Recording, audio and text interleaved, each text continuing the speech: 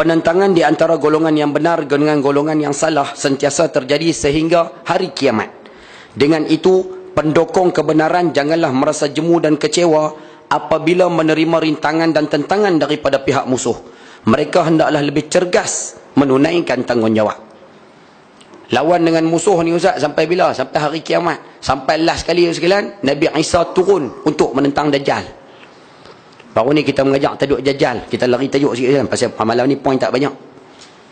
Baru ni kita mengajak tajuk Dajjal lah. Di antara makhluk ataupun di antara fitnah yang paling ditakuti oleh Nabi SAW adalah Dajjal. Sehingga baginda pesan kepada sahabat-sahabat, kalau Dajjal ni hidup pada zaman aku hidup, aku akan bantu kamu memerangi Dajjal. Tapi kalau aku hidup ataupun Dajjal itu datang sewaktu aku telah wafat, kamu hendaklah bergantung kepada Allah Subhanahu Wa Taala. Nabi pesan. Dajjal ni untuk maklumat sekalian, dia lahir pada zaman Nabi Sulaiman. Dajjal, Nabi Sulaiman. Dan dia masuk dalam kalangan minal munzarin. Munzarin ni kita tansik mudah, makhluk yang ditangguhkan ajal. Makhluk nyawa panjang, senang terjemah. Makhluk yang nyawa panjang ni ada 4. 2 baik, 2 jahat. Yang baik Nabi Isa alaihi salam dengan Nabi Khidir alaihi salam. Dua tu baik. Yang jahat Ustaz, makhluk jahat, yang pertama syaitan. Yang kedua Dajjal. Minal munzarin, mereka dipanjangkan umur oleh Allah Subhanahu Wa Taala. Baik. Dajjal untuk maklumat dulu sekalian, kita duk faham selama ni mata dia buta sebelah, betul? Rupanya dalam hadis riwayat Imam Tabrani ada 2 tanda. Tanda ni akan keluar selepas Dajjal mengaku dia Tuhan. Sebelum dia mengaku dia Tuhan, tanda ni belum lagi keluar. Ataupun tanda ni tak ada. Lepas dia keluar, baru ada. Lepas dia mengaku jadi Tuhan, baru ada. Yang pertama, mata buta sebelah. Ulama sebut, matanya buta sebelah kiri. Dan di dalam mata tersebut ada biji, macam biji kismis. Ni, ada dalam mata ni. Mata sebelah kanan dia terkeluar ke depan. Kita nak panggil macam tersembul keluar tu. Tapi bukannya jatuh di bawah, tapi nampak terkeluar sikit. Jadi dua-dua mata dia cacat. Tapi tanda ni akan keluar selepas dia mengaku jadi Tuhan, selepas dia mengaku ataupun dia menjadi ketua negara. Dia bukan orang biasa, dia ketua negara. Tanda yang kedua, ayah pernah dengar tulisan di dahi dia, Kaf Fa Ra. Tulisan tersebut akan muncul selepas dia mengaku jadi Tuhan. Sebab tu ulama-ulama Yaman, saya dapat mesej minggu lepas, 2 minggu lepas sekalian, ada sahabat kita di Yaman hantar mesej, ulama-ulama di Yaman sekarang tidur malam hampir 8 orang. Mereka tidur, mereka mimpi Dajjal telah keluar, tapi tak tahu di mana. Ayah setuju tak setuju, terpulang wallahu alam. Tapi kita nak sebut, kalau kata dia keluar sekalian, Allahu Akbar. Kemungkinan Ustaz, boleh jadi satu kemungkinan. Sebab sebelum Dajjal keluar, ada riwayat mengatakan dunia kita akan kering 3 tahun. Akan kering 3 tahun. Sebelum Dajjal menzahirkan diri dia sebagai Tuhan tu. Sebelum Dajjal mengaku dia jadi Tuhan tu, dunia kita akan kering 3 tahun. Kering tu maksud dia Ustaz, kemarau. Tahun yang pertama, hujan cuma turun 2/3. Makna daripada setahun 360 hari, hujan cuma turun 240 hari. Tahun yang kedua, hujan akan turun 120 hari. Tahun yang ketiga, hujan tak turun langsung. Yang kita takut sekalian, tahun ni seolah-olah, wallahu alam lah, rasa-rasa macam tahun yang pertama daripada 3 tahun tu. Sebab tu kita boleh tengok hampir 4 bulan, hampir 3 bulan, banyak mana hujan turun sekalian. Hati sekalian, hati tu. Allahu Akbar. Ada satu hadis Nabi pernah sebut, kalau Dajjal keluar, Nabi pesan pada orang lelaki-lelaki, kalau boleh ikat bini dengan anak-anak di rumah. Sebab apa Ustaz? Sebab bini dengan anak-anak kita sekalian, dia akan cepat terpengaruh dengan Dajjal dah. Dia turun bawa syurga. Anak bini kita kira nak terpa api . Kalau rasa susah nak faham Ustaz, apa maksud Dajjal ni? Mudah sekalian. Dia buat offer yang cukup besar. Tak payah susah . Contoh Jasko. Jasko kan nak tutup, buat offer cukup besar. Berapa ramai dah anak kita pergi tu? Kah dalam ni pun pi juga agak macam mana? Menyenyet bakat pi saya. Kan Dajjal dia datang, dia offer syurga sekalian. Berkenjah bakat ikut. Dia skor buat offer ya, berkenjah bakat pi. Allahu Akbar. Nabi kata, ikat anak, ikat bini kamu. Lepas ni saya pun nak kena ikat dah bini-bini saya. Tunggu kan? Baik. Dajjal dia keluar Ustaz, ada riwayat sebut dia akan keluar di Syam, antara Syam dengan Iraq, sebelah negara Arab lah. Dan dia akan bergerak ke seluruh muka bumi menaiki jet pejuang. Dia tak naik MH370.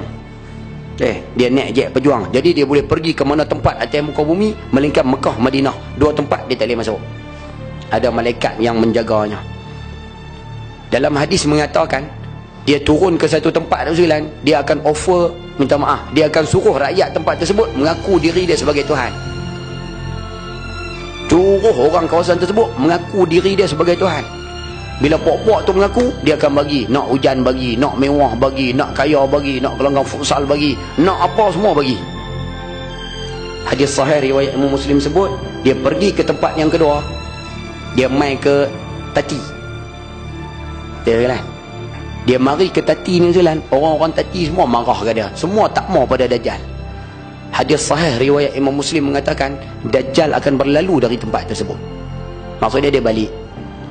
Dan esok kawasan tersebut, Tati tu akan jadi kawasan tanah licin tandus. Tidak ada tumbuhan yang hidup di kawasan tersebut. Cuba bayang sekalian, kawasan yang dia lari tu ataupun kawasan yang dia balik tu, kawasan tu jadi tanah licin tandus. Translate mudah, jadi padang jarak, padang terkukur. Agak-agak dia buat apa? Dia jadi ketua negara. Dia memiliki semua kelengkapan dunia. Hatta dia memiliki kuasa nuklear. Agak-agak tempat yang bangkang dia buat apa sekalian? Dia bom. Sebab itu ayah-ayah kalau tengok gambar peperangan di Iraq, kita tengok cerita perang di Chechnya, kita tengok gambar perang di Rusia, gambar Allahumma salli ala Muhammad, ada ulama sebut gambar bangunan runtuh tu sekalian, gambaran itulah yang akan berlaku bila Dajjal datang. Tempat yang bangkang dia akan jadi macam tu lah. Sebab itu ada ulama-ulama kita sekarang duk pesan supaya apa? Hidup seumpama orang-orang dahulu kala sekalian. Belajar balik makan daun-daun kayu. Mula-mula belajar balik menggunakan alat-alat yang tidak berkait dengan elektrik. Belajar balik hidup dalam keadaan susah. Kerana orang yang hidup pada zaman Dajjal, dia akan menghadapi kesusahan macam ni. Hati lah, hati lah.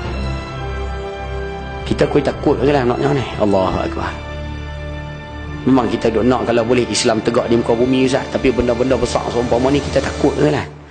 Saya secara peribadi, kita takut lah. Duk fikir adik-beradik, duk fikir mak ayah, duk fikir anak-anak, duk fikir isteri. Takut lah. Bila Dajjal datang, Allahu Akbar, dugaan dia cukup kuat. Cukup kuat. Nabi SAW sebut, Dajjal akan menguasai semua makanan di atas muka bumi. Dia monopoli semua sekali. Macam lah gula, siapa monopoli? Kalau kawan tu nak harga naik, kita terpaksa ikut lah. Dajjal, dia akan kuasai semua makanan di atas muka bumi. Sehingga sahabat-sahabat tanya, ya Rasulullah, hadis ni hadis riwayat Imam Ibnu Majah. Ya Rasulullah, habis tu orang Islam akhir zaman nak makan apa ya Rasulullah? Baginda menjawab, orang Islam akhir zaman ketika itu akan bertahlil, la ilaha illallah, bertasbih, subhanallah, bertakbir, Allahu Akbar, beristighfar, astaghfirullahalazim. Zikir tu akan menggantikan makanan. Adakah zikir tu mengenyangkan? Tak lah. Tapi zikir tu akan membuatkan orang Islam pada akhir zaman tu sabar dengan kelaparan. Poin mudah kita sebut, akhir zaman memang lapar semua kan. Tu terjemah mudah. Siapa boleh tahan, alhamdulillah. Siapa tak boleh tahan dengan kelaparan tersebut, dia akan mula ikut Dajjal. Anak kita hari ni, daripada hidup dia sekalian, berapa kali dia puasa sunat? Sekali dengan kita pun tak puasa sunat kan?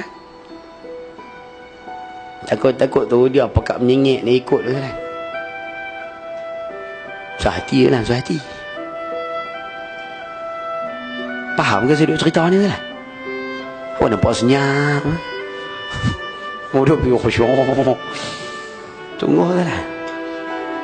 Sebab tu kita minta sama-sama buat balik ibadah sekalian, sama-sama berpuasa sunat balik, sama-sama membaca surah Kahfi seperti yang dipesan oleh Nabi SAW. Banyak-banyakkan baca surah Kahfi, insya-Allah Allah akan selamatkan kita daripada fitnah ujian Dajjal ni. Ayat 1 sampai 10 kena baca dah. Nah, mulai daripada hari ini sekalian. Mudah-mudahan sama-sama ambil pengajaran, insya-Allah. Dajjal cuma datang atas muka bumi tak lama, 40 hari. Kemudian Nabi Isa akan turun, dan kemudian Nabi Isa akan membunuh Dajjal. Ya'juj Ma'juj Ustaz akan diperangi oleh orang-orang Islam. Ketika itu ayah akan tengok orang-orang yang sabat perjuangan di dalam Islam, dia akan bersama dengan Nabi Isa alaihissalam. Golongan hak lawan Islam Ustaz, kebanyakan mereka akan ikut Dajjal ni lah. Sebab itu disebut dalam kitab kita ni, penentangan tersebut akan berlaku sampai kiamat tu. Akan ada puak sokong Nabi Isa, akan ada puak sokong Dajjal. Ada puak jadi tentera Dajjal, ada puak jadi pengikut-pengikut Nabi Isa alaihissalam.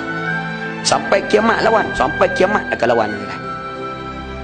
Lepas itu mudah-mudahan kita minta doa pada Allah, Allah masukkan kita di kalangan pengikut orang-orang yang memperjuangkan Islam ni. Jangan masukkan kita di kalangan pengikut Dajjal ni. Boleh faham zakat tu Ustaz? Clear? Baik, sambung.